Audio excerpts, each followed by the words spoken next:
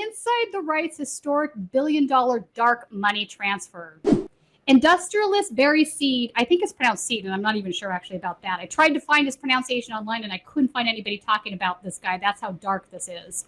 You say seed, I say sod. No, I'm just kidding. We're really getting in the rabbit hole here. Funded a dark money group run by Trump judicial advisor Leonard Leo, who helped eliminate federal abortion rights. So let's scroll down here. Blah, blah, blah. An elderly, secretive, my goodness, I can't speak anymore, Chicago businessman has given the largest known donation to a political advocacy group in U.S. history, worth $1.6 billion. And the recipient is one of the prime architects of conservatives' efforts to reshape the American judicial system, including the Supreme Court. Through a series of opaque transactions over the last 2 years, Barry Seed, a 90-year-old manufacturing magnate, gave the massive sum to a nonprofit run by Leonard Leo, who co-chairs the conservative legal group, the Federalist Society. The donation was first reported by the New York Times on Monday. The Lever and ProPublica confirmed the information from documents received independently by the news organizations. Our reporting sheds additional light on how the two men, one a judicial kingmaker and the other a mysterious but prolific donor to conservative causes, came together to create a political war chest that will likely supercharge efforts to further shift American politics to the right. That is an understatement. As President Donald Trump advisor on judicial nominations, Leo helped build the Supreme Court conservative supermajority, which recently eliminated constitutional protections for abortion rights and has made a series of sweeping pro-business decisions. Leo, a conservative Catholic, has both helped select judges to nominate to the Supreme Court and directed multi-million-dollar media campaigns to confirm them. Leo derives immense political power through his ability to raise huge sums of money and distribute those funds throughout the conservative movement to influence elections, judicial appointments, and policy battles. Yet the biggest funders of Leo's operation have long been a mystery. Seed, who led the surge protector and data equipment maker Trip Light for more than half a century, has been almost unknown outside a small circle of political and cultural recipients. The gift immediately vaults him into the ranks of major funders like the Koch brothers and George Soros.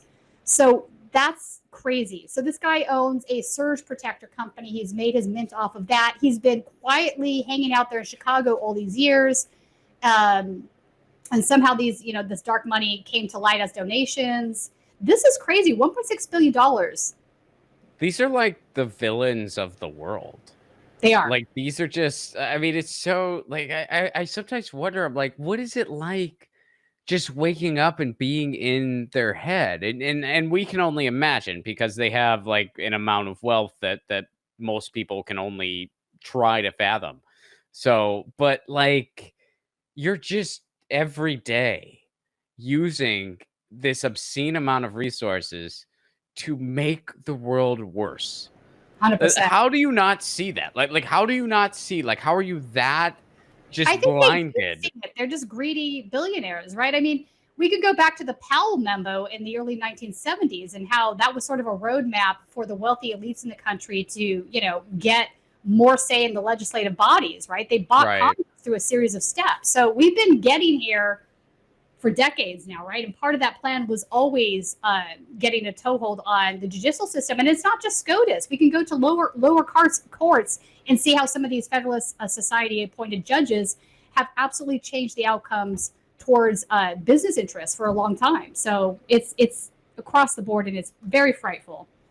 All right, so back to the article. In practical terms, there are a few limitations on how Leo's new group, the Marble Freedom Trust, can spend the enormous donation.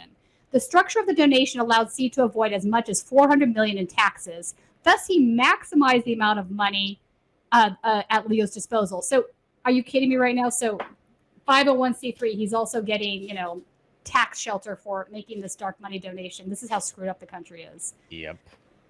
Now, I mean, the NFL was a nonprofit until recently. Right. It's ridiculous.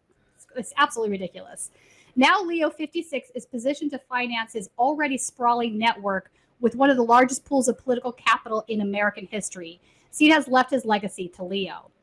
To my knowledge, it is entirely without precedent for a political operative to be given control of such an astonishing amount of money, said Brandon Fisher, a campaign finance lawyer at the nonpartisan watchdog group documented. Leonard Leo is already incredibly powerful, and now he is going to have over $1 billion at his disposal to continue upending our country's institutions. Scrolling down, in a statement to the Times, Leo said it was high time for the conservative movement to be among the ranks of George Soros. Ron, can you pronounce that? Hans-Jörg Weiss? Yeah, I mean, that's as good a guess as I got for you. Okay. Arabella Advisors. I got the next got one. That one? What a ridiculous. Well, I'll let you finish reading the paragraph, but another left-wing philanthropist going toe-to-toe in the fight to defend our Constitution and its ideals. Leo and his representatives foresee did not immediately respond to requests for comment. What a joke that you, I mean, first of all, like, I think implying that there's any such thing as left-wing philanthropists in the United States is sort of, false. But yeah, I mean, like George Soros is not a leftist, but like to imply that you're somehow the underdog, comparatively speaking, when you look at what the Koch brothers do and the institutions connected to them, when you look at what they do and how they really run the show in this country, the idea that they're somehow catching up to those other names, that's absurd.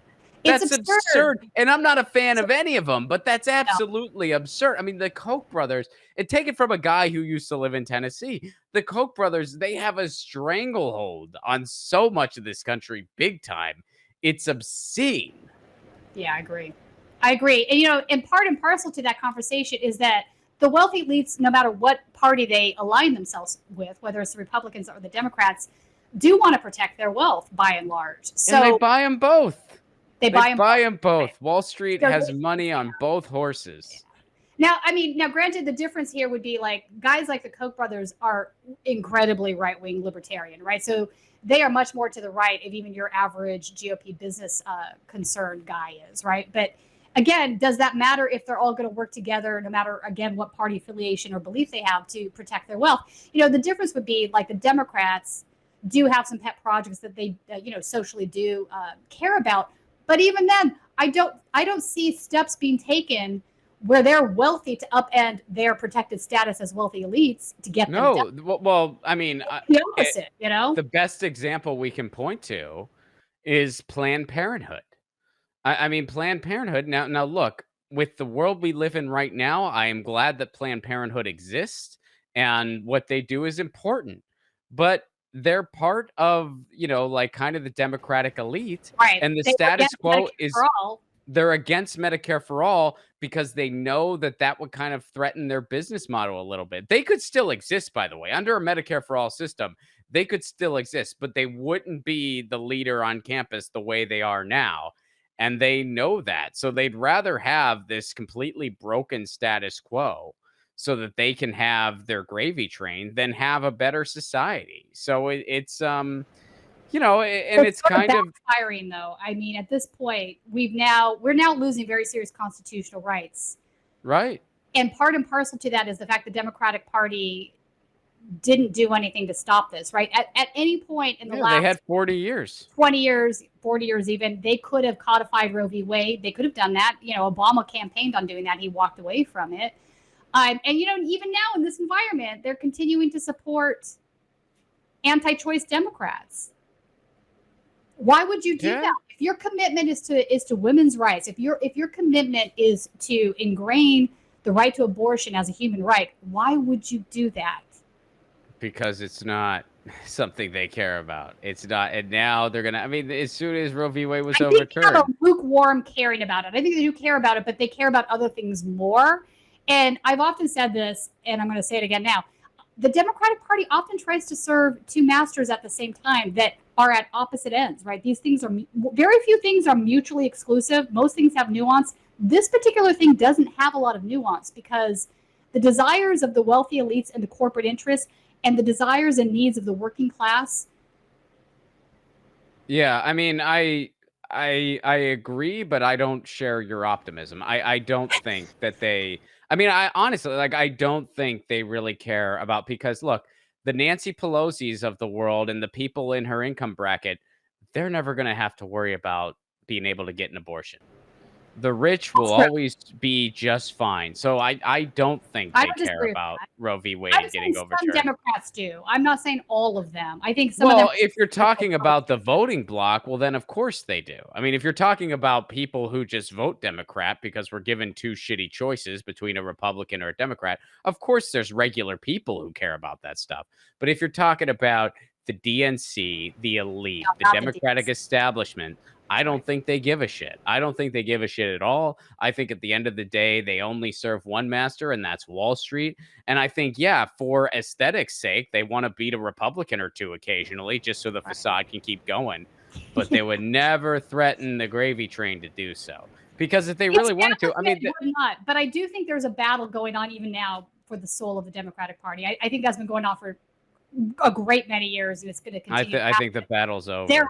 You think the battle's over? It's done? Yeah. Yeah, I think it's Oh, done. okay. Because, But I mean, go ahead. I was going to say, but look at what we see happening in LA right now. I know this is a little bit more local than what we normally do here on Status Coup. That's more national. But look at what's going on in LA right now. We have progressives that have won their primary races against establishments that were very corporate elitist. So. Well, those are nonpartisan offices. No, I'm talking about city council. I'm not nonpartisan talking about offices. Come on. City council are nonpartisan offices. Okay, nonpartisan, but that it's partisan entirely. People don't view it that way. But it's a nonpartisan office. Like, you're not registered as anything. But it doesn't matter, Ron, because people want to know what they're voting on policy-wise. So you have an established guy like Mitch O'Farrell running for office, who's very much against, he wants to minimize poverty. And then you have Hugo Soto Martinez, who is running on outwardly socialist platform. I agree. You have the next district, the same thing with Gil Cedillo, who is this very corporate guy sitting currently on the city council. He is also for, 4118. This is criminalizing poverty. These are the things these guys support. And then you have Eunice, who comes in, and she's running on an openly socialist platform, and she just clobbers him. So what I'm saying is that I do think there's a shift happening. I'm not as cynical as you are. That's all. There's a shift happening in society. I don't think that bleeds into the DNC and the Democratic establishment. I mean, if you want to say there's a shift, I'm saying the Democratic Party across the board. I'm saying not everybody in the Democratic Party is part of the establishment, and that the ones fighting against the establishment are making slight headway. Is it going to be enough to change the course of things? Probably not. I'll give you that. But I have to have some hope here. Otherwise, what's going to happen? We're all. I have plenty of hope. None of it's in the Democratic Party, though. Okay. All right. Let's get back to our Lever News article, because I think this dark money expose is really important stuff. All right. So the creators of the Marble Freedom Trust shrouded their project in secrecy for more than 2 years. The group's name does not appear in any public database of business, tax, or security records. The Marble Freedom Trust is organized for legal purposes as a trust rather than a corporation. That means it did not have to publicly disclose basic details like its name, directors, and address. There's more than one way to hide political dark money. It's absolutely scary. The trust was formed in Utah. Its address is a house in North Salt Lake owned by Tyler Green, a lawyer who clerked for Supreme Court Justice Clarence Thomas. Aha! Green is listed in the trust tax return as an administrative trustee. The donation, I know, right, does not appear to violate any laws. This article... Oh, my God! Of course it doesn't.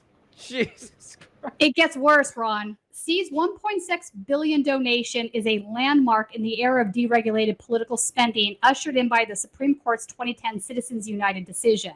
That case, along with subsequent changes and weak federal oversight, empowered a tiny group of the super rich in both parties to fund groups that can spend unlimited sums to support candidates and political causes.